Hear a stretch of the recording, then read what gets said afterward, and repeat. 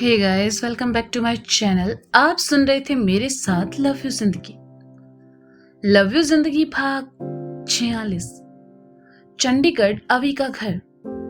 अवी घूर कर नैना को देख रहा था और नैना अपनी ही बात पर हंसे जा रही थी।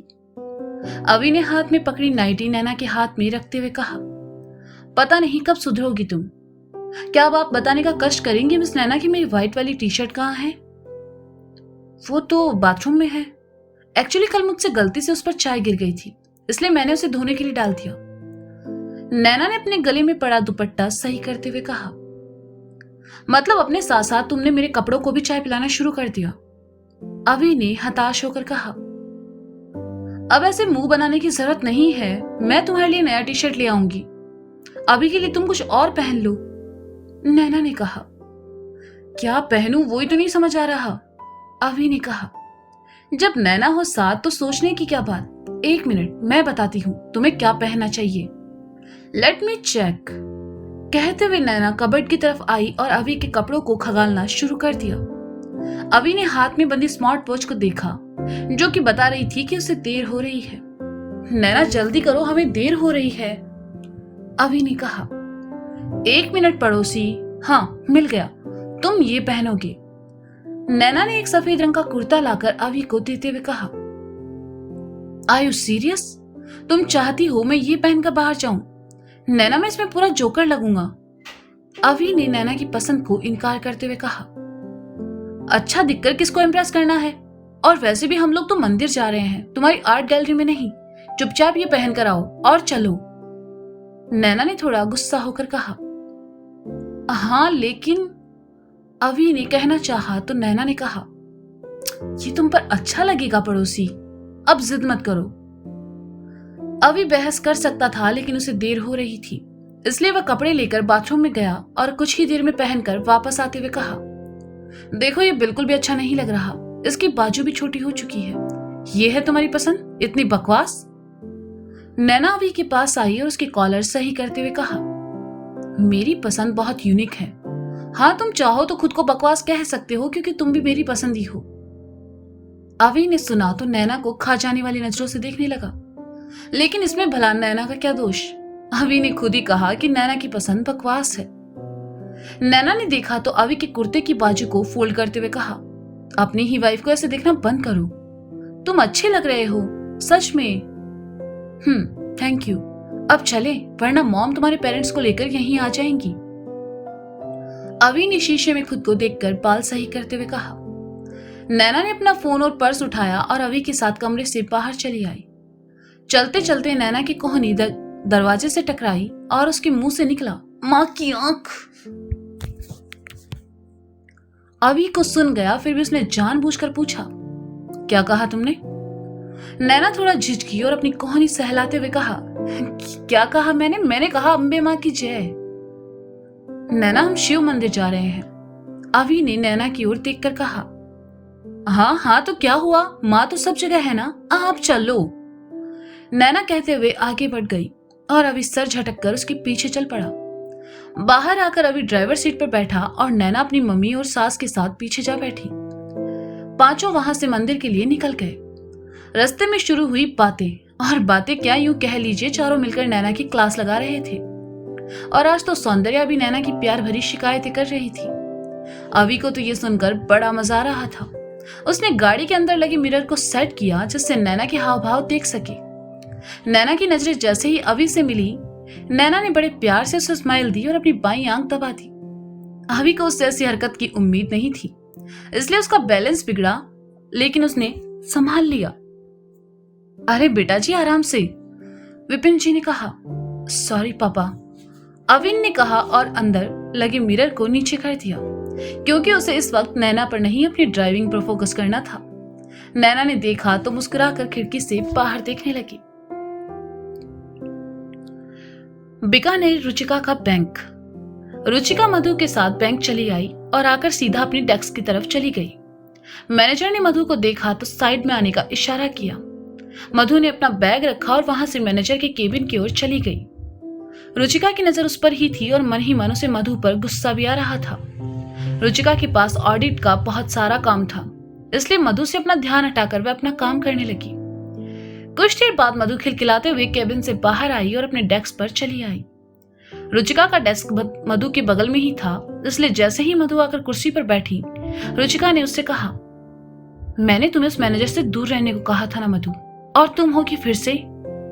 अरे रुचि, छोड़ो वो सब, मेरी बात सुनो, तुम खुशी से नाच उठोगी। मधु ने अपनी कुर्सी रुचिका की तरफ घुमाकर कहा। क्या? रुचिका ने हैरानी से पूछा। इस महीने के एंड में बैंक में 4 स्टाफ का प्रमोशन होने वाला है, और पता है उन 4 लोगों में से 2 नाम किसके हैं? हम दोनों के, यानी तुम्हारा और मेरा। प्रमोशन के बाद मेरी आधी से ज्यादा परेशानियां खत्म हो जाएगी।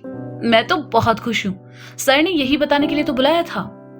मधु ने धीमी आवाज में चहकते हुए कहा। क्या तुम सच कह रही हो? लेकिन मुझे तो यहाँ आए अभी 3 महीने हुए हैं, फिर इतनी जल्दी प्रमोशन? रुचिका को प्रमोशन की खुशी थी, लेकिन साथ ही हैरानी भी। अरे यार रुचि, तुम ना सोचती बहुत हो।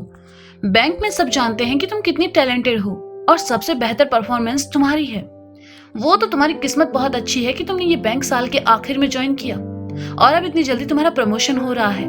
कॉन्ग्रेचुलेशन। मधु ने रुचिका से हाथ मिलाते हुए कहा। हाँ, तुम्हें भी, रुचिका ने खोए हुए स्वर में कहा। मधु खुशी खुशी अपने डेस्क पर चली आई और काम करने लगी। अपना काम करते हुए रुचिका मन ही मन खुद से कहने लगी, अगर मधु की प्रमोशन वाली बात सच है तो फिर ये मेरे लिए अच्छा हो जाएगा। अभी मोंटी के पास कोई जॉब नहीं है, ऐसे में प्रमोशन मेरे लिए अच्छा साबित हो सकता है। लेकिन इतनी जल्दी प्रमोशन? जो भी हो, अगर ऐसा है तो मोंटी इसके बारे में सुनकर बहुत खुश होगा। लंच टाइम में मधु ने रुचिका से चलने को कहा, लेकिन रुचिका के पास काम ज्यादा होने की वजह से उसने कहा, तुम चलो, मैं थोड़ी देर में आती हूँ। ठीक है, मधु ने कहा और वहां से चली गई। आधे से ज्यादा स्टाफ खाना खाने जा चुका था। बस रुचिका और 1-2 स्टाफ के लोग थे और अपना काम कर रहे थे। रुचिका अपना काम कर रही थी कि किसी के छुए जाने का एहसास हुआ और वह एकदम से चौंकी तो बगल में खड़े मैनेजर ने कहा, अरे डरो नहीं, मैं हूं। वैसे आज तुम लंच करने नहीं गई? मैं बस जा ही रही थी सर। रुचिका ने टेबल पर रखे पेपर समेटते हुए कहा। तुम्हें प्रमोशन मिलने वाला है, मधु ने ये बात तुम्हें बता दी होगी। मैनेजर ने इधर उधर देखते हुए धीमी आवाज में कहा। हाँ, लेकिन मैं थोड़ा शॉक हूं। इतनी जल्दी प्रमोशन? क्या ये मुझ पर किसी तरह का एहसान है या फिर सच में मेरा काम? रुचिका ने अपनी मन की हलचल को मैनेजर के सामने बयां करते हुए कहा। रुचिका, तुम भी जानती हो कि 3 महीने में किसी को प्रमोशन नहीं मिलता। ये मेरी तरफ से बस तुम्हारे लिए एक छोटा सा ऑफर है, अपना मुंह बंद रखने का। मेरे और मधु के बीच का रिश्ता बाहर न लाने पड़े। एंड आई होप सो कि फ्यूचर में तुम्हें मेरी बहुत जरूरत पड़ने वाली है। मैंने सुना तुम्हारे हस्बैंड की जॉब भी चली गई है, पर डोंट वरी, मेरा दिल बहुत बड़ा है। मैं तुम्हें यहां से नहीं निकालूंगा, बस तुम इस मामले से दूर रहो, अपने फायदे के लिए। मैनेजर ने रुचिका की बाह थपथपाते हुए कहा, और रुचिका उस वक्त कुछ बोल नहीं पाई। उसे मधु पर बहुत गुस्सा आ रहा था, क्योंकि मधु के अलावा बैंक में ये कोई बात नहीं जानता था कि मोंटी के पास जॉब नहीं है। मैनेजर के जाने के बाद रुचिका गुस्से से कैंटीन की तरफ आई। उसने देखा मधु स्टाफ के 2 लड़कों के साथ बैठी हंसते मुस्कुराते खाना खा रही थी। रुचिका सबके सामने किसी तरह का तमाशा करना नहीं चाहती थी, इसलिए वहां से चली गई। रुचिका वापस अपने डेस्क पर चली आई। उसका खाना खाने का बिल्कुल मन नहीं था। मैनेजर की कही बातें रुचिका के जहन में रह रहकर कौंधने लगी। उसने अपना बैग उठाया और वहां से चली गई। दोपहर का वक्त था और इस वक्त अपार्टमेंट की तरफ से ऑटो भी कम ही जाते थे, इसलिए रुचिका के दिमाग में मैनेजर की बातें घूम रही थी और अब उसे गुस्सा आने लगा था। बस स्टेशन आकर रुचिका बेंच पर बैठ गई। वहां 1-2 लोग और थे जो बस का इंतजार कर रहे थे। रुचिका ने गले में पड़े स्कार्फ से अपना मुंह पोंछा और बैग से पानी की बोतल निकाल ली, लेकिन वह पानी पीने से पहले ही उसके जहन में फिर उलझी बातें चलने लगी और वह मन ही मन बड़बड़ाई।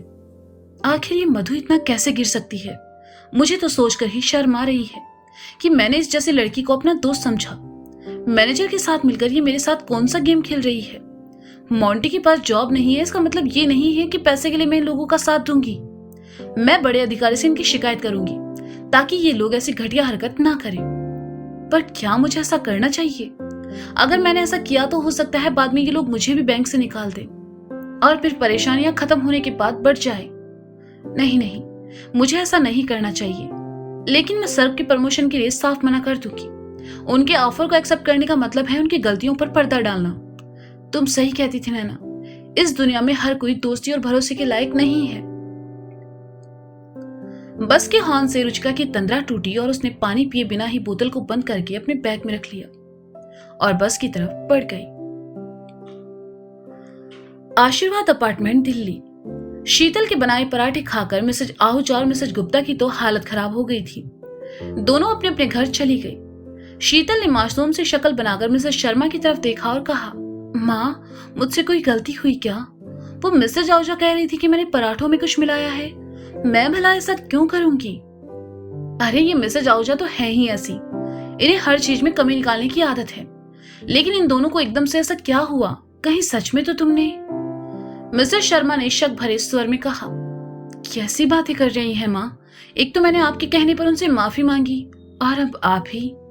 लगता है मुझसे ही कोई गलती हुई है। पराठे तो आपने और मैंने भी खाए ना, हमें तो कुछ नहीं हुआ। क्या पता इस बहाने वो बाहर मेरा नाम खराब करना चाहती हो, और मेरे साथ साथ आपका भी, कि मिसेज शर्मा की बहू को तो कुछ आता ही नहीं। शीतल ने बहुत ज्यादा मासूम बनते हुए कहा, जबकि अंदर ही अंदर उसे मिसेज गुप्ता और आहूजा की हालत याद करके हंसी आ रही थी। वो दोनों ऐसी लगती तो नहीं है। खैर ये सब यहाँ से उठाओ, मैं जरा अपने कमरे में जाती हूँ आराम करने। मैंने भी कुछ ज्यादा ही पराठे खा लिए हैं, मिसेज शर्मा ने उठते हुए कहा और वहां से चली गई। शीतल ने खुशी खुशी सब बर्तन उठाकर किचन के सिंक में रखे और फिर डाइनिंग के पास आकर अपने बचे हुए पराठे को खत्म करने लगी। जैसे ही उसने एक दो निवाले खाए, उसे मिसेज गुप्ता और मिसेज आहूजा की हालत याद आ गई और वह खिलखिलाकर हंस पड़ी। शीतल ने आज पहली बार ऐसा कुछ किया था और ये करके उसे बहुत मजा आ रहा था। चंडीगढ़, अवी का घर। एक काले रंग की आलीशान गाड़ी अवी के घर के बाहर आकर रुकी। गाड़ी में निवेदिता थी और उसके बगल में ड्राइवर सीट पर बैठा था एक लड़का, जो कि काफी खूबसूरत और अच्छे घर का लग रहा था। निवेदिता ने लड़के को गले लगाया और उसके गाल पर किस करके कहा, थैंक यू बेबी, मेरे साथ यहाँ तक आने के लिए। तुम बहुत अच्छे और केयरिंग हो। सिर्फ थैंक यू? मुझे लगा तुम मुझे अंदर आने को कहोगी, लड़के ने हताश होकर कहा। निवेदिता ने लड़के का हाथ थामा और कहा, मैं जरूर कहती, लेकिन अभी घर में तुम्हारे बारे में किसी को पता नहीं है। तुम अगर उनके सामने एकदम से गए तो मैं भी उन्हें अच्छा ना लगे, इसलिए मैं जल्दी ही तुम्हें उन सबसे मिलवाने वाली हूँ। वैसे भी उस रात के बाद से मुझे नहीं लगता कि मैं तुम्हारे बिना रह पाऊंगी। आई love you so much. Nivedita की आंखों में एक आकर्षण था जिसे लड़का साफ देख पा रहा था। उसने निवेदिता के होठों को छुआ और कहा, I love you too. Nivedita मुस्कुराई और गाड़ी से नीचे उतर गई। लड़का भी उसके साथ नीचे उतरा और उसका सामान बाहर निकालकर रखते हुए कहा, अपना ख्याल रखना। तुम भी, बाय। निवेदिता ने अपना सूटकेस लेकर जाते हुए कहा और घर का मेन गेट खोलकर अंदर चली गई। लड़का उसे जाते हुए देखता रहा और फिर गाड़ी से पीठ लगाकर खड़ा हो गया। उसने अपनी जेब से सिगरेट निकाली और जलाकर मुंह में रख ली। अवी के घर की तरफ देखते हुए उसने सिगरेट का धुआं छोड़ा और कहा, नैना बजाज, तुम्हारे घर तक तो मैं आ ही चुका हूं और बहुत जल्द तुम्हारी जिंदगी में भी आ जाऊंगा। बस मेरा इंतजार करना। तो दोस्तों ये था लव यू जिंदगी भाग 46। इसका अगला भाग आप जल्द ही सुनेंगे मेरे साथ। तब तक के लिए शुक्रिया, बाय बाय, अपना ख्याल रखिए और हाँ, सुनते रहे लव यू जिंदगी सीजन 2 मेरे साथ। Bye bye.